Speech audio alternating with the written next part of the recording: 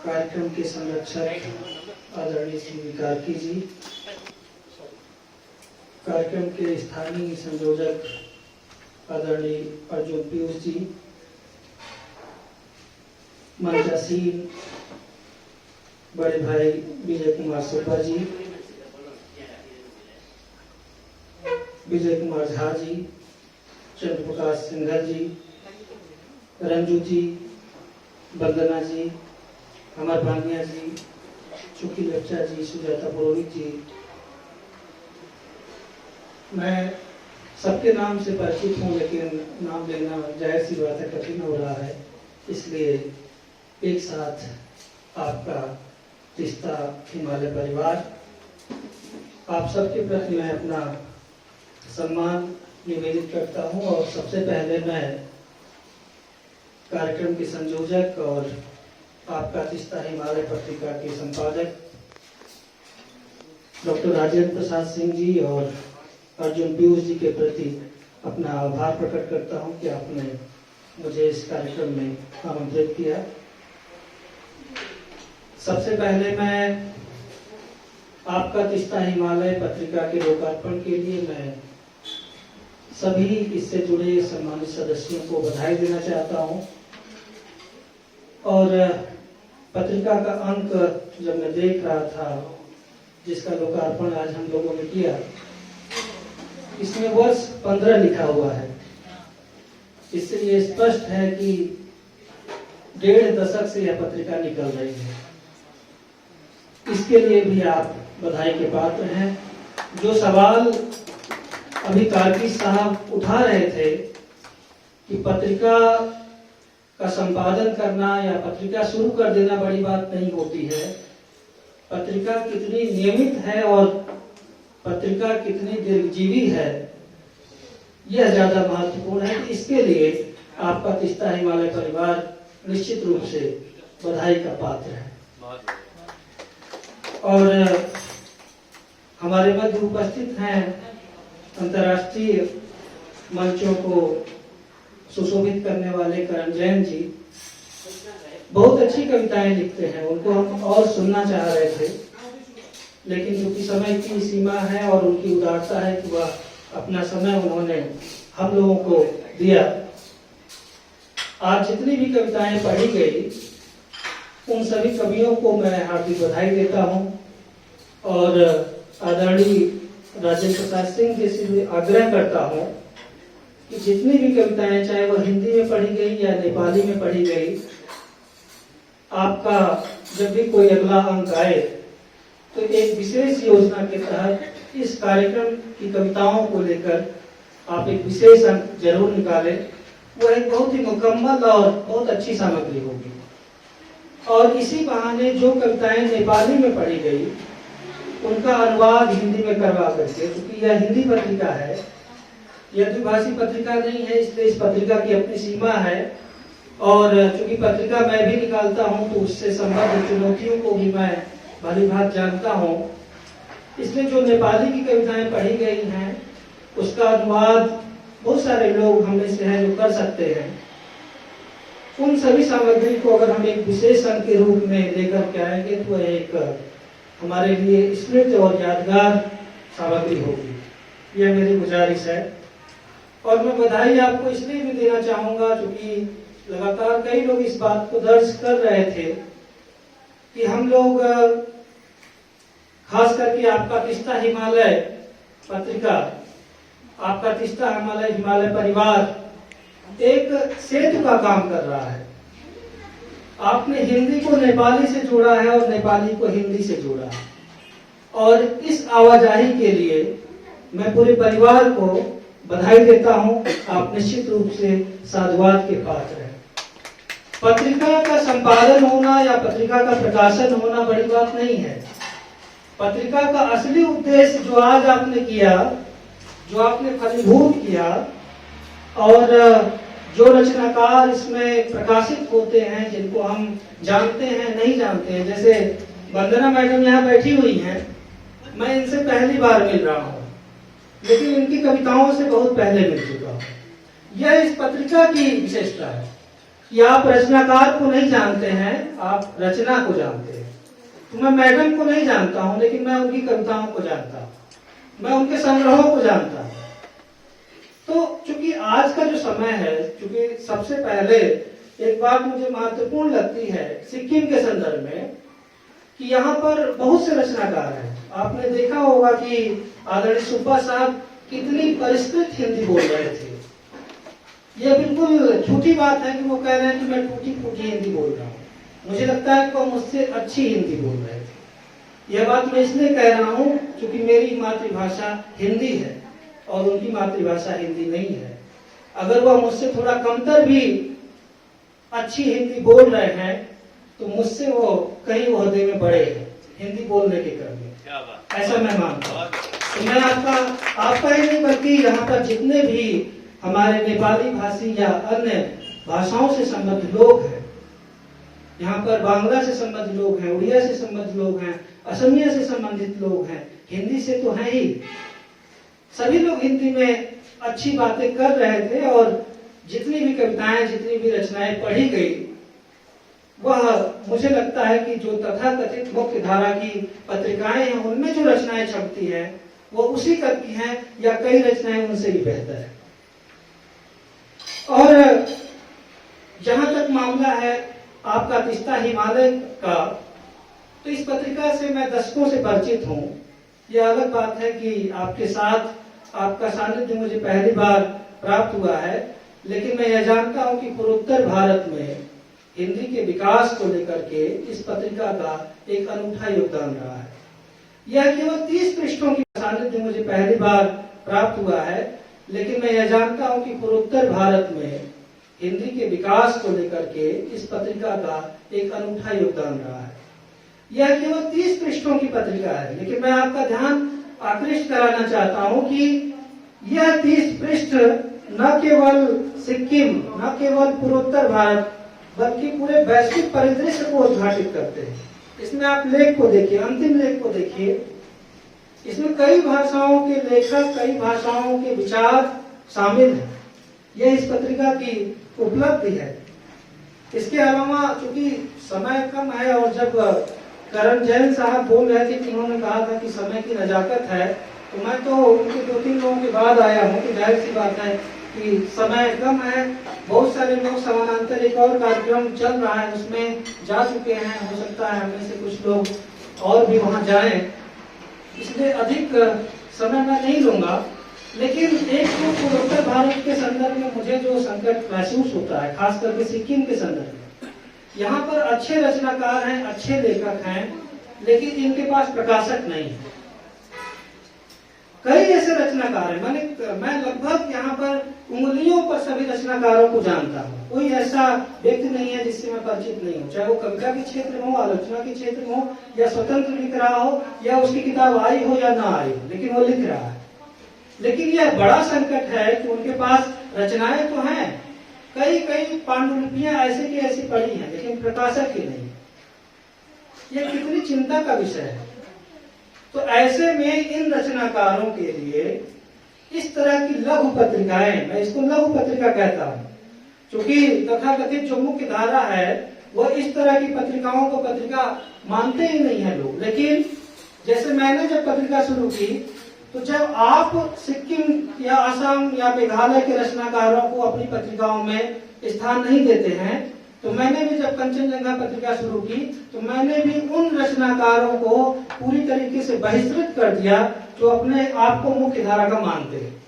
मैंने पूरी तरीके से पूर्वोत्तर भारत पर केंद्रित किया और यह पत्रिका भी, जिसका हिमालय में कहीं न कहीं पूरी तरीके से पूर्वोत्तर भारत को केंद्र में रख करके प्रकाशित हो रही है और खास करके उन लोगों की आवाज बन रही है जिनको जो चर्चित पत्रिकाएं जिन्हें हम कहते हैं उसमें जगह नहीं मिल पाती है या उनके लिए कोई स्थान नहीं है।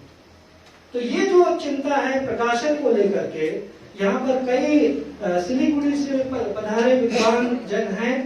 मैं चाहता हूँ कि आप कोई ऐसा प्रकाशन शुरू करें, और रेणु मैडम है, क्योंकि आपके पास प्रकाशक है, तो आप लोग कम से कम इस चीज को और अधिक विस्तार दे सकते हैं। सिक्किम में जो हिंदी में लोग लिख रहे हैं, सिक्किम में जो नेपाली में लोग लिख रहे हैं, जिनकी किताबें नहीं प्रकाशित हो रही हैं। चूंकि लेप्चा मैडम हैं, पूछिए कि उनको अपने पीएचडी की थीसिस प्रकाशित करने के लिए कितने पापड़ बेलने पड़े। और यहाँ के लोगों की जब किताबें प्रकाशित होती हैं, वह पैसे लेकर के तैयार रहते हैं। वो अपनी किताब का पैसा देते हैं और अपनी किताब को ही प्रकाशकों से खरीदते हैं और फ्री में जो उनके चिर परिचित लोग हैं उन किताबों को बांटते हैं। कितनी बड़ी विडंबना है। यही सच्चाई है कि अपना पैसा देकर वो किताब छपवा रहे हैं और अपनी ही किताब को वो खुद खरीद रहे हैं और उसको फ्री में बांट रहे हैं। और दिक्कत तब होती है जब उस किताब की प्रतियां खत्म हो जाती है। कई रचनाकार ऐसे हैं जिनसे मैं उनकी पुरानी किताबें मांगता हूं तो आउट ऑफ प्रिंट है।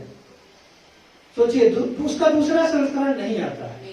तो इस तरह को लेकर के जो ये जो बड़ी एक समस्या है, इस पर मुझे लगता है कि विचार करने की जरूरत है। अगर इस तरह के सवालों पर हम विचार करें तो आज की गोष्ठी निश्चित रूप से सार्थक होगी। कविताओं को लेकर बहुत बातचीत हो चुकी, मैं उस पर बातचीत नहीं करूंगा।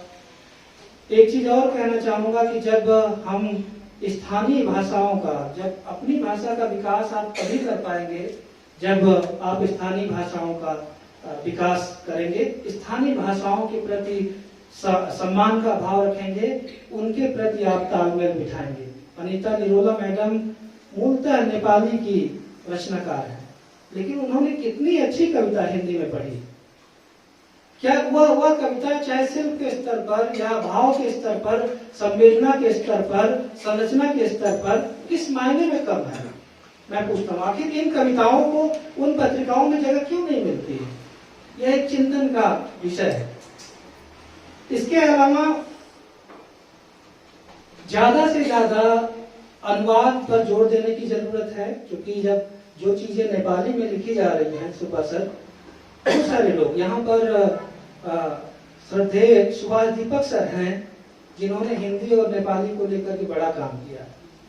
मुझे यह कहने में बिल्कुल गुरेज नहीं है कि नेपाली से हिंदी में जितना काम उन्होंने किया, उनके अलावा दूसरा नाम लिया ही नहीं जा सकता है। मैं बिल्कुल सम्मान के साथ यह बात कह सकता हूँ। और जितनी भी चीजें यहाँ से नेपाली से हिंदी में पहुंची हैं, ज्यादातर, मैं ये नहीं कहूंगा कि उनके अलावा किसी ने किया ही नहीं है, लेकिन उनसे कमतर है या नहीं के बराबर है। तो अनुवाद कार्य पर जोर देने की जरूरत है, चाहे वो किसी भी भाषा का साहित्य हो। खास करके यहाँ की बात कर रहे हैं तो नेपाली भाषा का ही नहीं, बल्कि लिंबू, लेप्चा, भूटिया में भी साहित्य लिखे जा रहे हैं। उसमें भी नए रचनाकार अपनी कलम चला रहे हैं। उनके जो विद्वान हैं, जो हिंदी और नेपाली या हिंदी, लिंबू, लेप्चा, भूटिया जो जानते हैं, उनसे हम अपना सामंजस्य स्थापित करके उन रचनाओं को भी हमें हिंदी में लाने की जरूरत है। यह एक बड़ा और महत्वपूर्ण कार्य होगा, मुझे लगता है।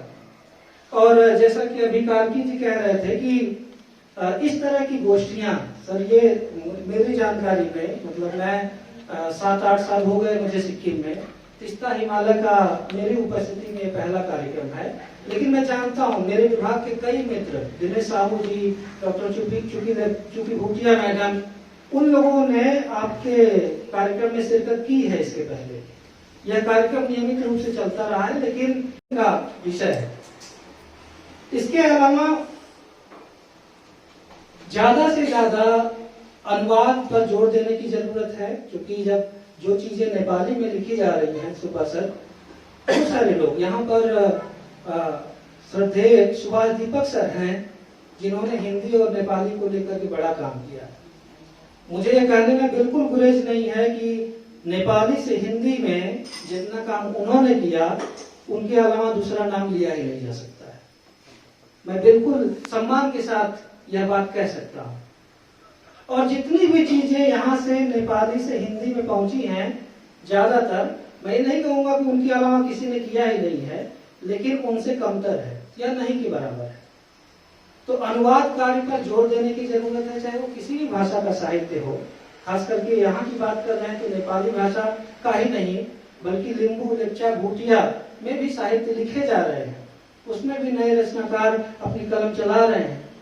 उनके जो विद्वान हैं, जो हिंदी और नेपाली या हिंदी, लिंबू, लेप्चा, भूटिया जो जानते हैं, उनसे हम अपना सामंजस्य स्थापित करके उन रचनाओं को भी हमें हिंदी में लाने की जरूरत है। यह एक बड़ा और महत्वपूर्ण कार्य होगा मुझे लगता है।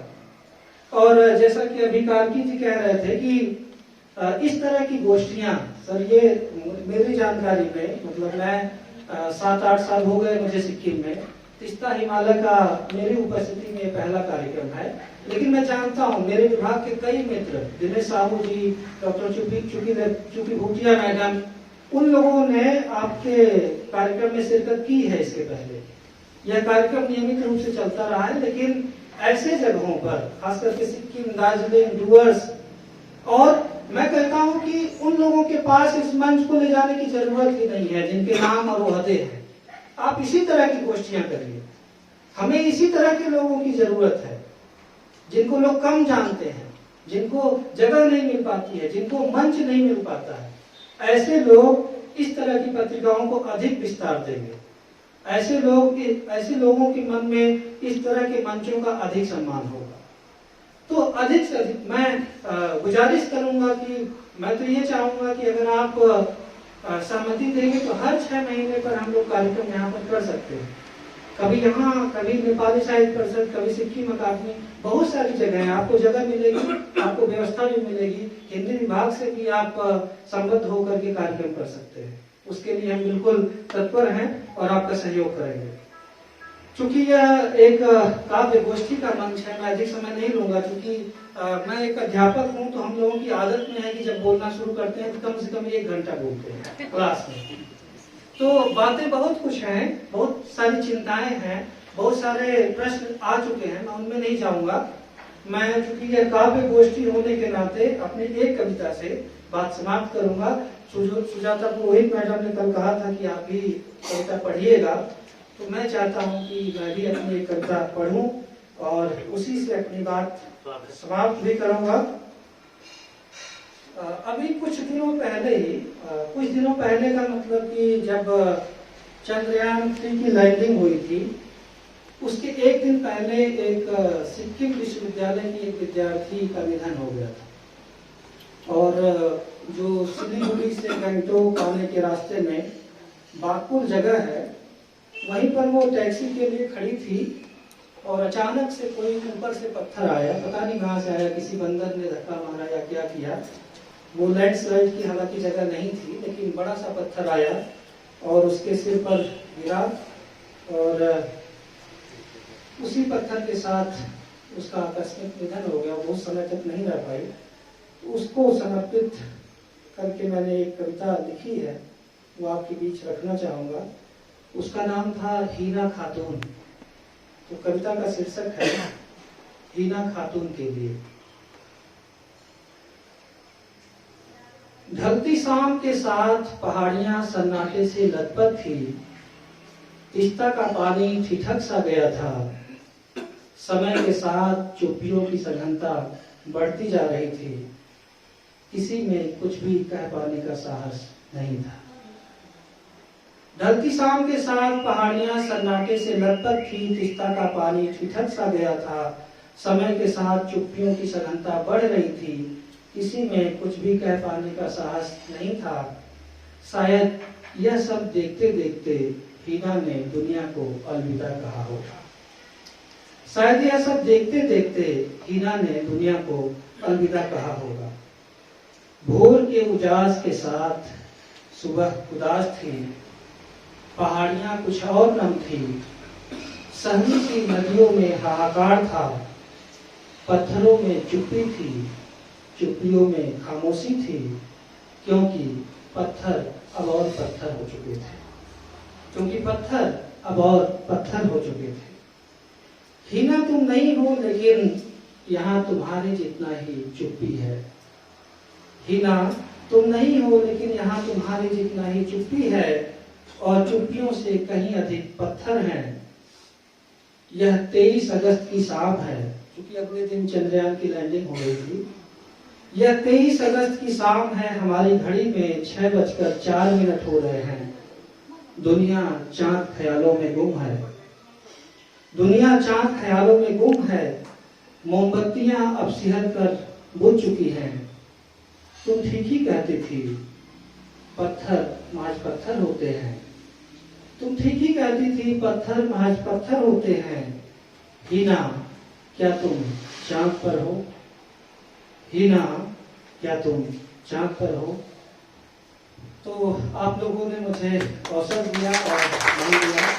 तो पुनः परम आदरणीय आरपी सिंह जी और अर्जुन ड्यूस जी, अमर भानिया जी, जिन लोगों की वजह से मैं इस कार्यक्रम में शिरकत कर पाया, उनके प्रति अपना सम्मान प्रकट करता हूँ, आभार प्रकट करता हूँ।